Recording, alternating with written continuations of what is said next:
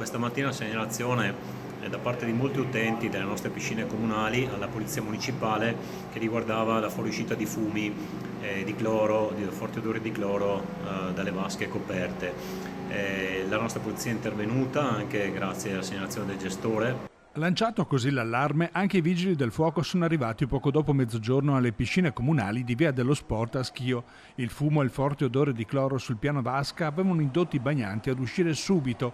Per precauzione, successivamente, tutti i locali sono stati evacuati, mentre i pompieri setacciavano le possibili cause dell'accaduto. È stato necessario l'intervento della squadra NBCR che, dotati di autoprotettore, hanno ispezionato i locali tecnici e gli impianti di miscelazione.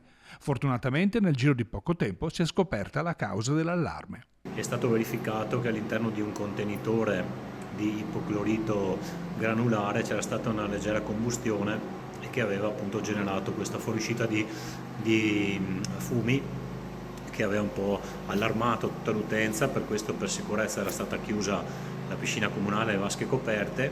Il controllo sta per essere completato, sembra che la sia stata rimessa comunque in sicurezza, non ci siano grossi rischi anche per l'utenza. E quindi alla fine, già nel tardo pomeriggio, le vasche sono state così riaperte a disposizione degli utenti.